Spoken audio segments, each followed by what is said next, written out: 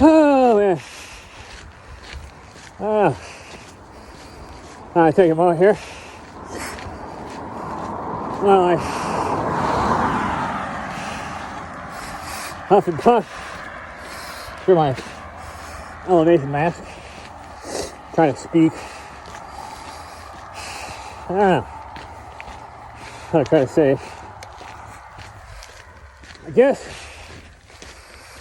if there's anything I can do it's going to be a byproduct of me and this journey that I can't really disclose yet, just because nothing's final.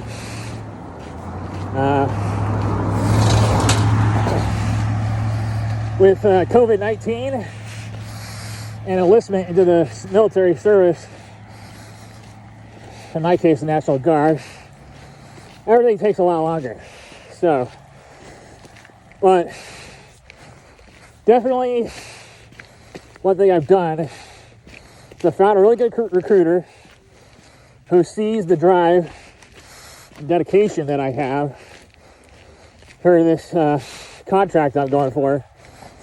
And so with that in mind, he's willing to work with me. And whatever,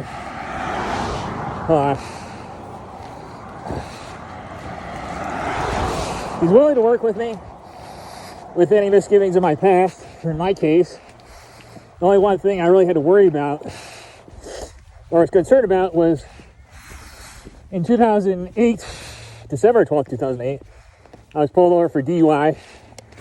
Many of my close friends know this. And eventually was busted down to a misdemeanor around 2009. I was on probation for it. Everything was cool. Basically, the case was closed in 2015. Anyway, it stays on your record. So when you walk into a recruiter and tell them what's up, you know, in my case, having been through the enlistment process before, you know how recruiters work, there's a waiver for everything. But it takes work for the recruiter to get that waiver for you. So you kind of have to meet them halfway, if not more. And when you put forth that effort, they realize, okay, I'll work with this guy. There's another thing you should know if you're watching this and looking at enlistment, is recruiters have a quota. That's their job. Their job is to get people into the service. And if they're not meeting numbers at any given point in a month, they get counsel for it. Multiple counselings equal, could be equal a lot of things. Mostly it just doesn't look good. You can lose pay, lose your rank, get reassigned, etc., etc. So with that in mind, recruiters are looking to get people into the service. But they're not going to waste their time on floozy options. They're going to put all their time and effort into the sure things in a way. So, that being said, you got to prove to your recruiter that you really want this. You got to do the steps, whatever you got to do to get yourself, get your recruiter the proper paperwork, etc., court documents, whatever it may be. Hey, if you don't have any problems, if you're just shiny boot, 18 years old with not a record in the world, I mean, recruiting's easy. So, anyways, with that aside, show your worth to your recruiter. Let them know, hey, this guy is probably gonna, if I work with him, he's gonna get me in. B, just do your diligence, you know? Look at the things that you need to be doing to either pass your PFT, whatever it may be, gain the knowledge you think you might need to be successful in whatever training program or branch you're going into. And then C, just stay out of trouble. Be a good human being, you know? being a good person gets you a long way, regardless if that's in the military or just life in general. Don't be an asshole. Learn how to be a team member. Learn how to take charge when necessary, but in such a way that you don't come off as a douchebag or an asshole. Excuse my language. So, because really, when it boils down to it, physical aspects of military, really only portion of it. Yes, it's your job to stay in shape, but a large part of it is the human side, being a good individual.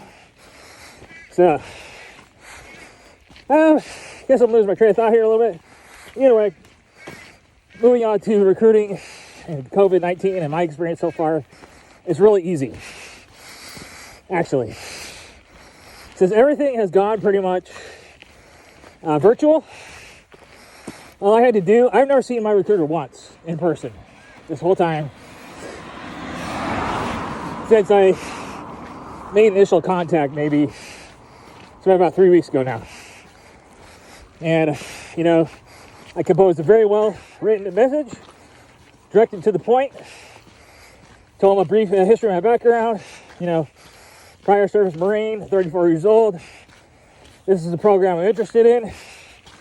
I know what it takes to be a part of that contract. And I'm doing X, Y, and Z right now at the moment to prepare myself for that. I also, without question, attached my DD-214 so he could see key things, my GT score, which exceeds 110. I'm at 116. And he's looking for the rec code, which lets him know, hey, it's this guy, can we re-enlist him, Because, if you have, other than honorable discharge and what have you, more likely you're going to have a struggle getting back in, Because you got blew your first shot. You did something that screwed up your chances in the future. So, that's another thing. Always be mindful of yourself on a day-to-day. Just make sure you're doing the right thing. We all make mistakes, like myself, getting a DUI and what have you. The important thing is learning from it, pushing forward, and not making those mistakes again. So when opportunities come around in the future, you're not shooting yourself in the foot. So, getting back to recruiting and COVID-19, everything has been online.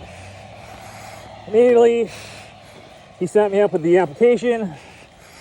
Took me about a good couple days to fill the whole thing out.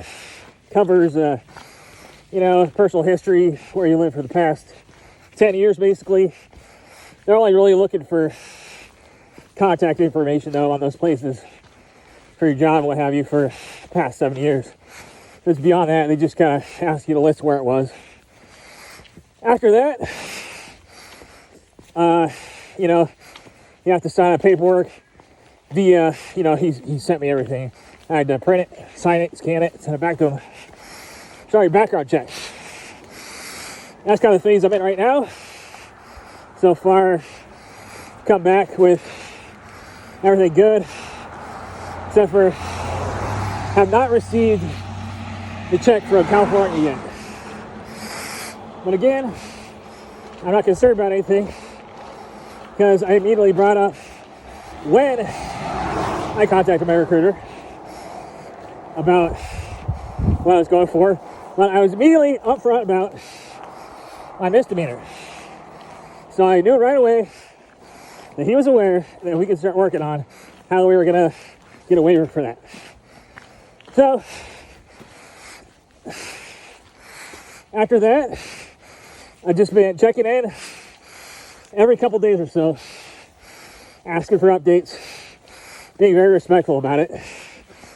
Because you don't want to be a pest, but at the same time, you need to make sure you're staying on top of it, reminding him you really want it,